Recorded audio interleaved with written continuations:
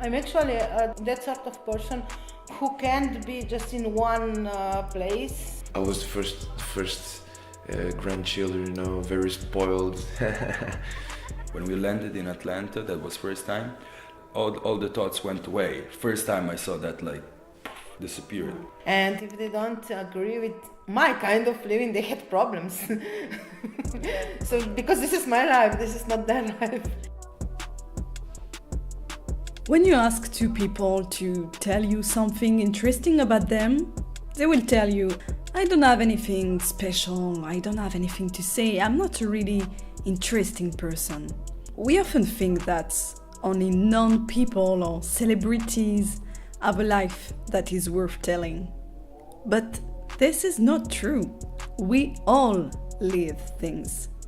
We can live pleasant things, funny things, sad things, but the fact is, we live things. That's what I want to know. My name is Lison, I come from France, and I want to discover the stories behind people coming here in CMK, the youth center of Koper. And I'm sure you have a lot to say.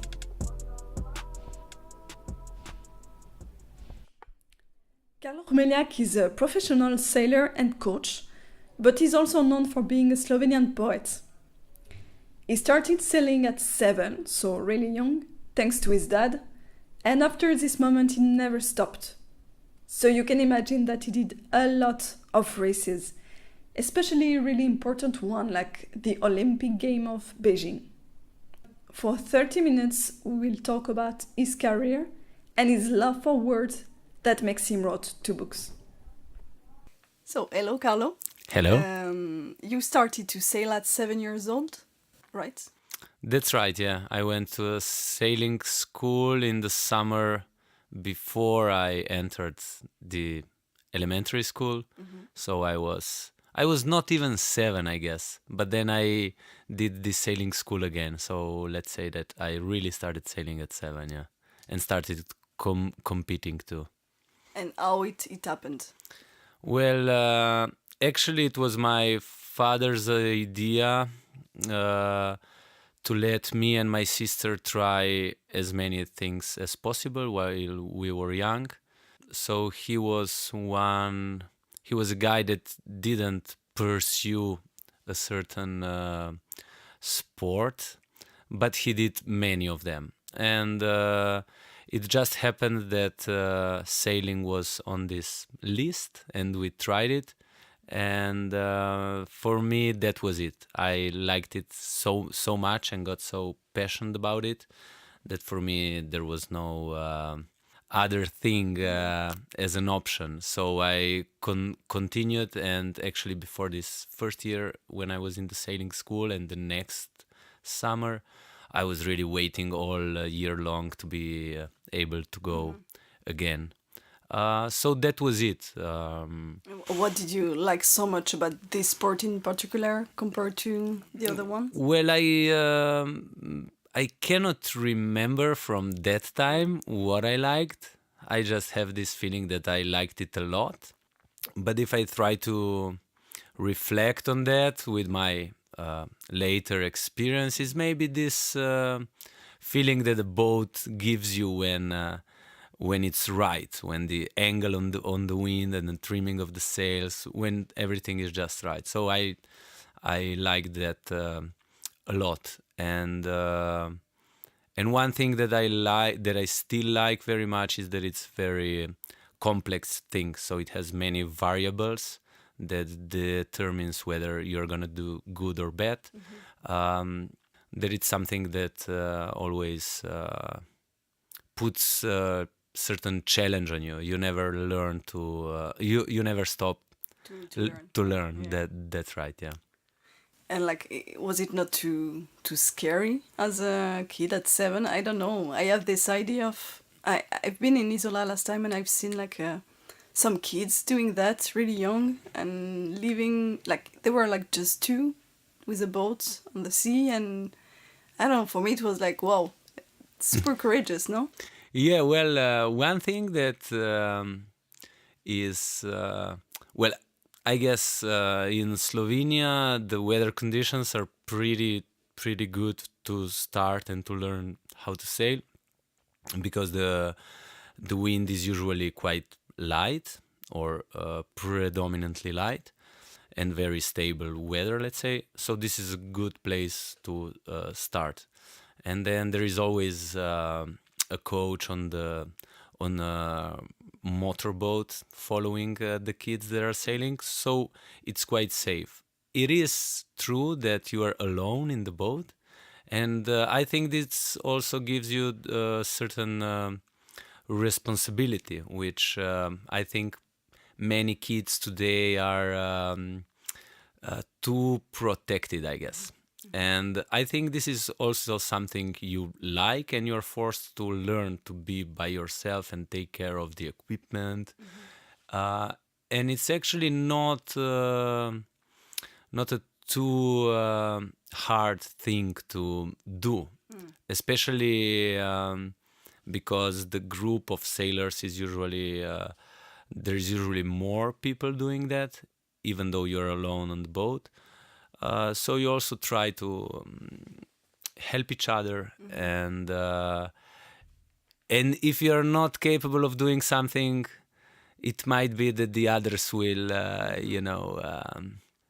will make comments about that, and you will feel bad, so you will try. So I guess, at least when I started sailing, there was still really this hierarchy from the olders and the youngers, and we, the youngest, we were really eager to learn things and be be the good guys in the eyes of the elders.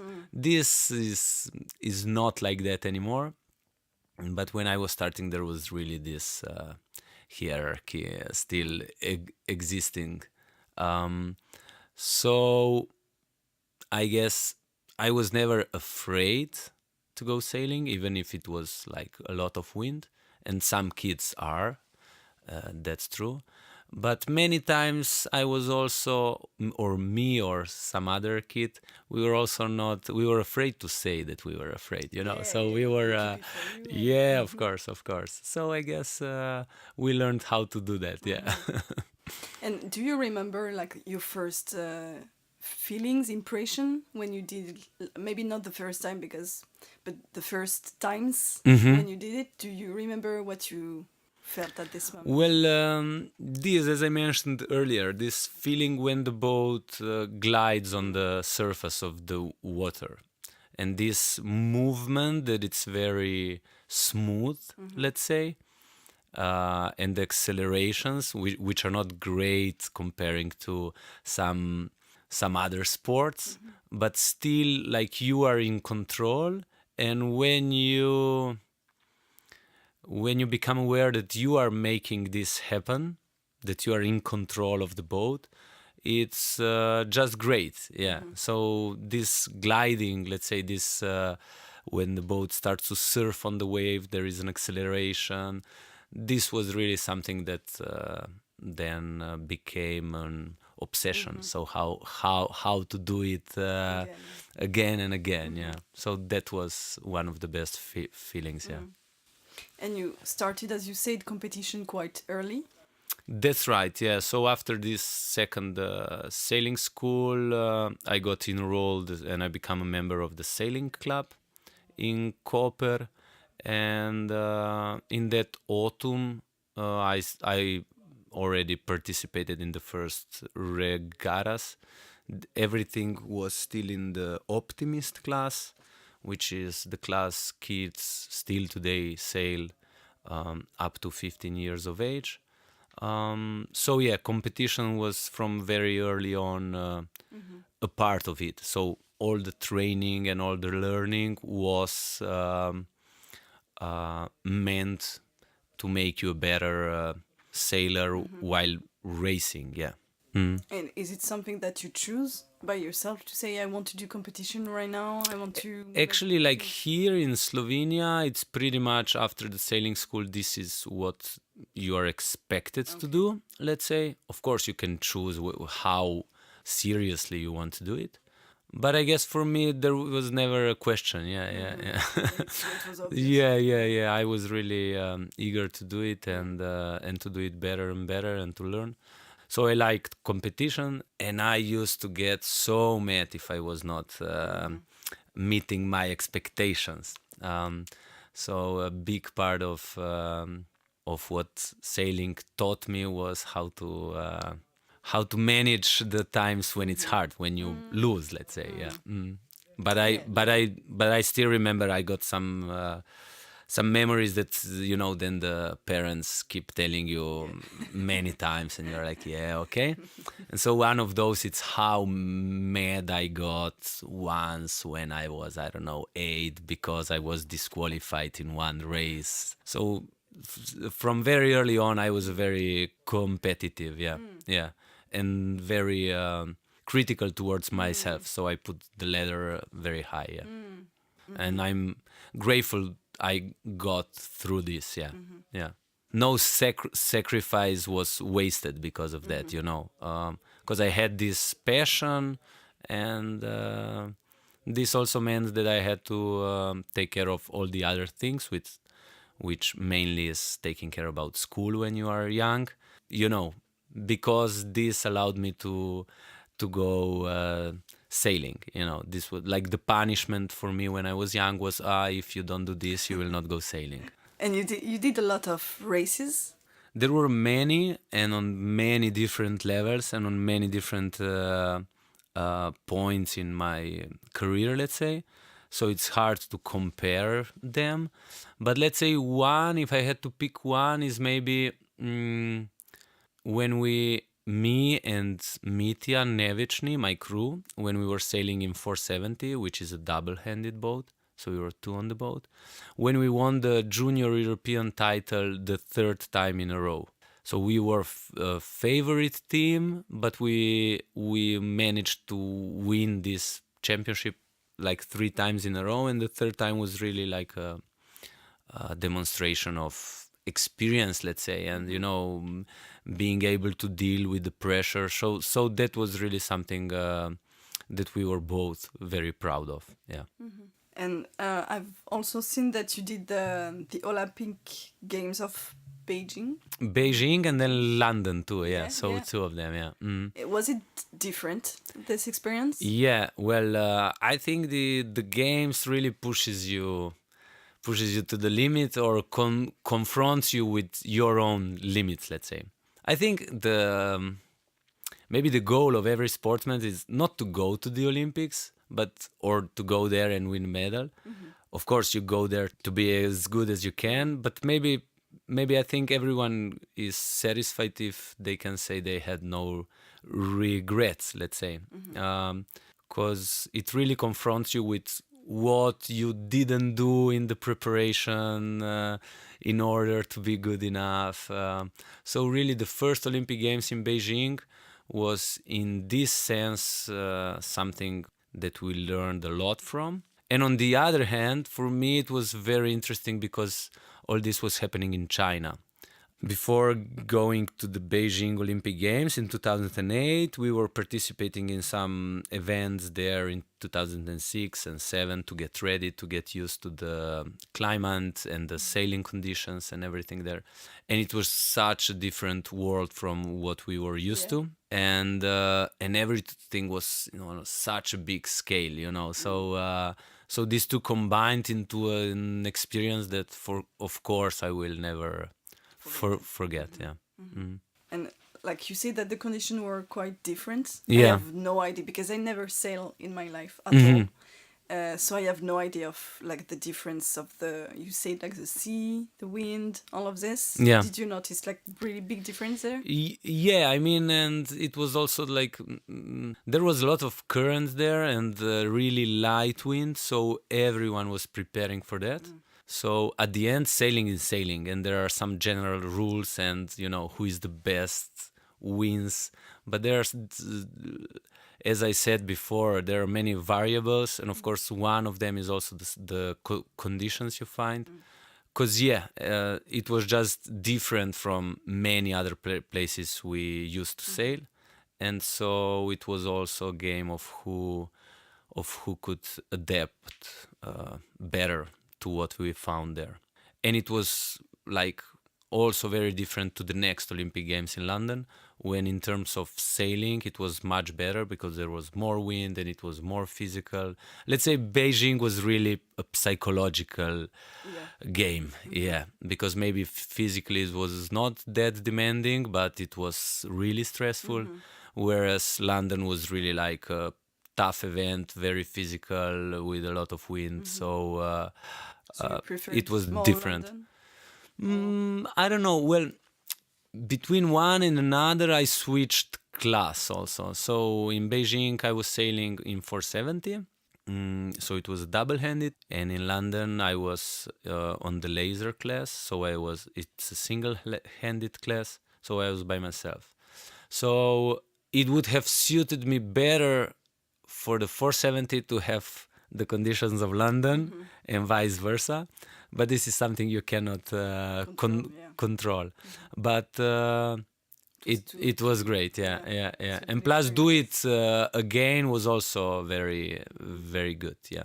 So at the end, I learned really a lot. So after London, for example, I was 100% sure I was not going to do another games.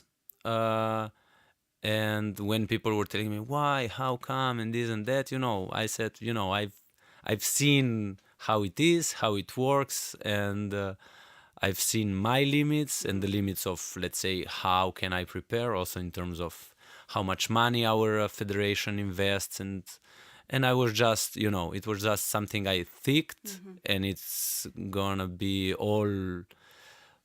For all my life, a part of what I experienced, but I was ready to move on, let's say. Also because professional sport is very fierce in terms of how much you have to just do in order to be better. So practically your life is serving this performance you have to do. And this was something that started to suffocate me a little bit. So I choose to do some other things in my life too, still continue sailing, maybe not on the same level, but also give space for some other things. Yeah. And you have some rituals before starting a race? Well, there is a ritual you go through whenever you race in order to prepare yourself mentally, I guess. So you go through your equipment, that everything is ready. When you go on the water, we have a ritual of trying certain things to check if everything is in order, if the trim of the sail and the way you sail is right, and to look at the racing area to check where there is more wind, where could it be favorable. So this is the ritual, going through certain steps. So actually the moment of the start is just an execution of what you went through before that. And so this is, I think, something I learned from sailing. A mistake happens not because you are not good, but because you are not prepared for it, So you can only prevent a mistake if you analyze what was missing when it happened, So did you miss some information? Did you miss, I don't know, strength, physical strength? Did you miss some knowledge about the trimming of the sails that you didn't use? So this is something that I learned from a lot, let's say, So whenever I'm stressed in my life, I try to think, okay, I'm stressed now, but why am I stressed? Because, I don't know, 1 hour ago or 1 week ago or yesterday, I didn't do some things in order to handle things better now. Yeah. So this is something that sailing is really, you pay the price if you don't do things when it's their turn. So the ritual is very important, to go through all the things in order to be prepared when the race starts. Yeah. And you said earlier that at some point competition took a lot of space in your life. And you started to write poems at this moment, or was it? Actually, it was when I was in university. So when we were still in this junior level of sailing, we were in university, and I just had, at that time I didn't think like that, but I just had a lot of time, you know. So even though we were training and traveling a lot through regattas, even though I was doing exams in certain periods not, so it took me longer to finish university, still I had quite a lot of time, you know. And I was from always like quite a reader, and at a certain point Because you did I tried, yeah. literature studies, right? I did cultural studies and anthropology, so let's say it's humanities, yeah. Actually, I wanted to go study philosophy, but because of sailing, I decided to stay in the University of Primorska here in Koper. They just opened this new faculty, and it was great. Yeah, it suited me great because I was still living at home, still traveling enough not to be, you know, only home. And through the study, I was learning new things. That was quite big discoveries, and still I had time to nurture this passion that was poetry. Yeah. So actually, through Slovenian poet, through Tomaž Šalamun's poems, I really got the courage, yeah, and also the courage and the need to start writing by myself too. So this is where it all started. So I didn't start it as a young kid wanting to become a writer. It was really after reading certain things that things in my mind opened up, and it became like a necessity to engage in writing. Yeah. Why? Because in my youth I had this very important thing in my life that was sailing, but still I had, you know, ideas in my head. And when I was reading Tomaž Šalamun's poetry, this really overlapped with how he used language and what his poetry was capable of, especially in terms of making this traditional definition of what a poem is really archaic, because he opened up new possibilities. And that was something that I identified myself with. So I said, wow, look at this, you know, so this is possible, you know. And so I wanted to try, yeah. Yeah. Do you have favorite topics? Not really. Or let's say, it's always, I think at the end, it's always like really on a very elementary level, an existential thing, which might be communicated, you know, through many different things and in many different forms. So it's how I, as a person, engage with the world and the others. So this is it. And then a big part of the question how to do it is linked with what I think is really the specific of poetry, and is the use of language. So I was really more and more following like practices of how to write that were trying to explore as much as possible what you can do with language.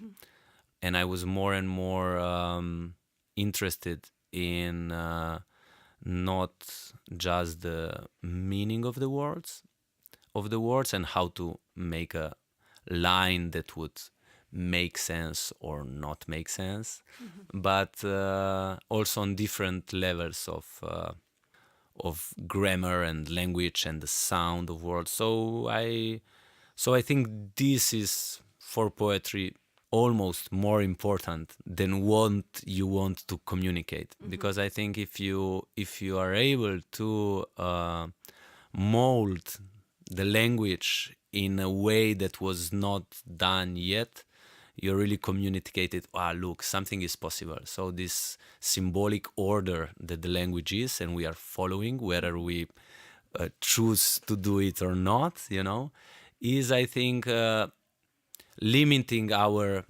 perception of what reality is, and it's really defining what the relationship with the people are.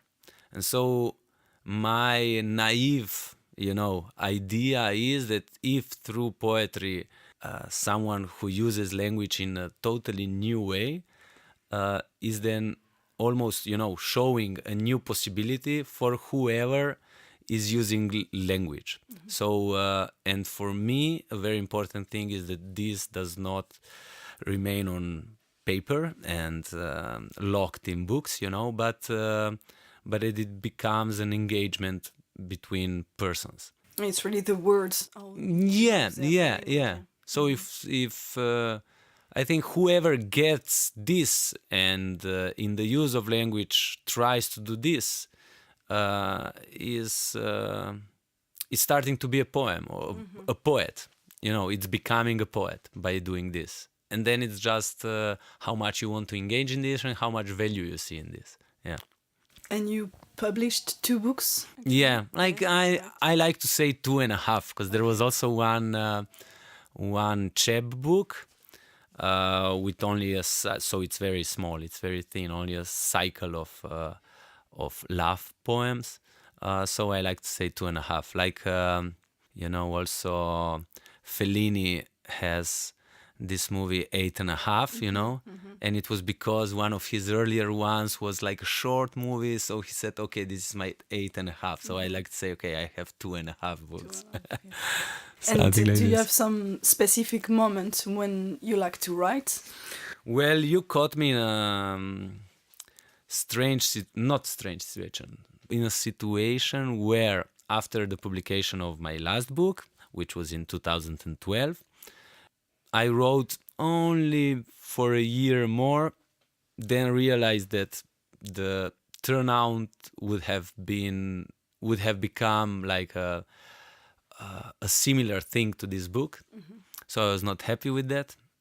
And since I haven't done any writing. So one thing was this, what to do now.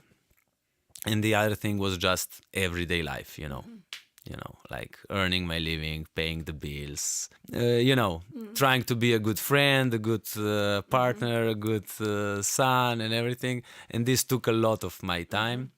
And now I'm really trying to make space to engage in writing again. And it is happening that I play with words in my head in this last few months. And you have ideas that it comes at a specific moment in the day? Do you like to go in some places? Yeah, specifically to I understand what you mean. Well, mainly it's when I have time, when my mind is not occupied with things I have to do, So I regard myself quite a responsible person, and responsibility is what kills the possibility for me to write. So if I did everything that I know, okay, now I have days off, let's say, then it might happen that I engage into reading, and then this process can start. So then the specific moment, let's say it's more mornings than late nights or during the nights. So let's say in these terms, I'm quite a morning type. Not the one who would remain awake at 4 and, So I rather go to sleep, and then I start the day with a fresh mind, and I try to keep just certain emotion and feeling and idea, and see if I can put it into words, let's say, or what the words would do to this idea. And of course, there is a constant work on what a certain idea is, because this is, I think, like a parallel thing that never stops. So the more I am able to every day strive to, to have time during the day when I really think, then I keep my head working, and I deal with certain problems that might or might not end up in the words that I use when I'm writing. Yeah. Thank you for listening to this podcast. If you want to participate, to talk about a specific topic or something that happened to you, you can send me a private message on Center Mladi Koper Facebook page. I will be really happy to meet you. See you soon for a new story.